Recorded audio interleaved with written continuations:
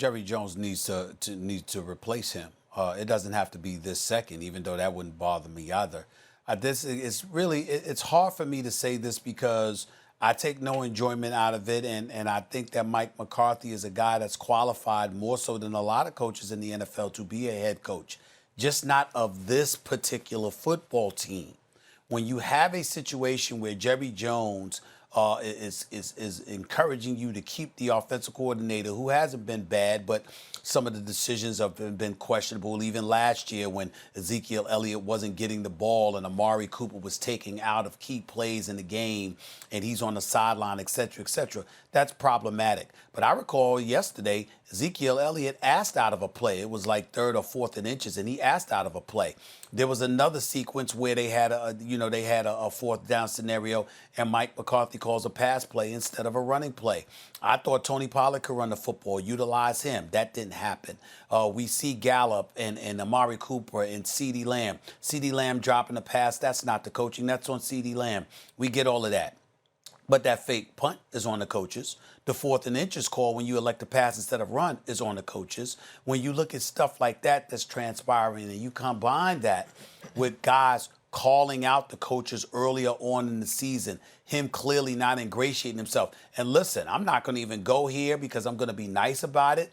But as a black dude, with you reportedly bringing in watermelons to crush them just a week ago to give an indication of how a defense should play, and that's your methodology in order to encourage brothers to show up and play with a bit more fervor and energy for you, that's a huge question mark, but I won't go there today. I'm going to be nice. In the end, what it comes down to is that you look at Mike McCarthy, and what we keep ignoring is that the NFL is not just about X's and O's, because the coaches are bright enough to know what the others are doing. It's about galvanizing the troops and making sure that they exhaust every means and measure to maximize whatever potential they have. It's called being a leader of men. And I don't see that from Mike McCarthy. And that, to me, is what the Dallas Cowboys are in desperate need of. And to act like everything falls apart because from a leadership perspective, Max, just because Dak Prescott isn't there is a bit bothersome to me. I don't buy that. I think some of that onus should be on the coach. And if this man is not the right guy for the job, move on. They were 8-8 with Dak Prescott last year and more of their offense. They were 8-8 with Dak Prescott last year and more of their offensive line, and they were losing with Dak Prescott early in the season, right? I mean, I'll say this. I wouldn't have hired Mike McCarthy. I thought it was a bad hire. But just like I said when it came to benching Carson Wentz, they needed to do it 3 weeks ago, hold him accountable. At this point, what difference does it make? I think it's already a lost cause. The more I think about it, so what? Let's say he lets Mike McCarthy go. You think Jerry Jones is going to hire the right coach this time?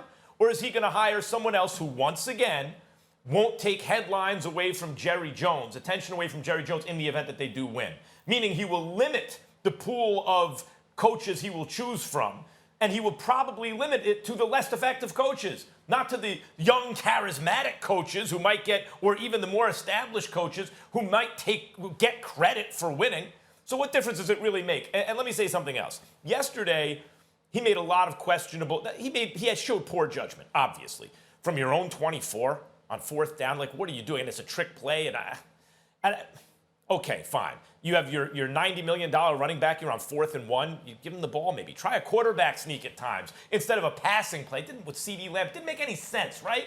Like a bunch of things didn't make sense. However, that's bad judgment. It's a bad day. It's a short week. It's Thanksgiving. All coaches tried trick plays yesterday. Some of them worked. Some of them didn't. He showed the worst judgment. Stephen A., I think there's something more important, though, and this is the reason I won't say let him go right now.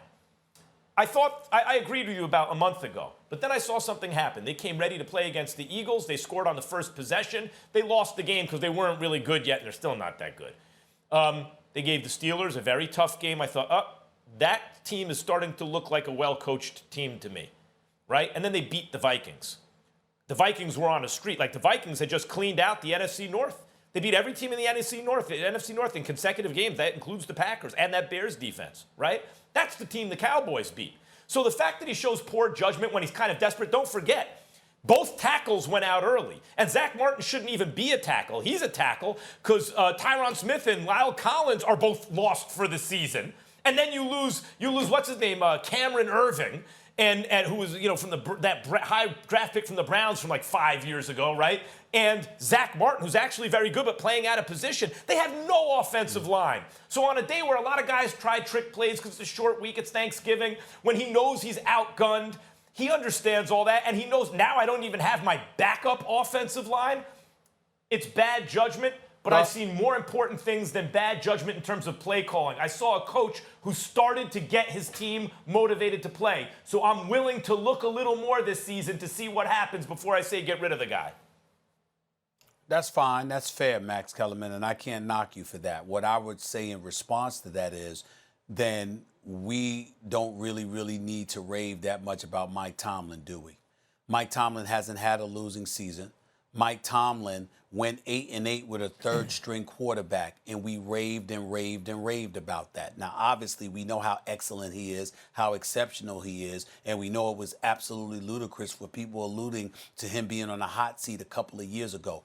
But last year, he played with third and fourth-string quarterbacks. What you're telling me about Mike McCarthy is that things have to be ideal. And what I'm saying to you is that we've seen guys be given chances and have performed their duties with less than ideal circumstances. So if I was seeing that from Mike McCarthy, I would feel different too. That's not what I'm seeing. I'm seeing a guy that's dependent on things being ideal in order for him to shine, and that should not be the requirement in order to be a head coach in the National Stephen Football League. real quick, you don't have to be Mike Tomlin to be a good coach, right? Or to have a job as a coach. Mike Tomlin is a future Hall of Fame coach. Mike Tomlin is an all-time great coach. So, I praised Ron Rivera. He ain't Mike Tomlin, but he's a good coach, right? And Mike McCarthy at this moment ain't Ron Rivera either. But maybe he's good enough to coach the Cowboys. I want to see the rest of this year.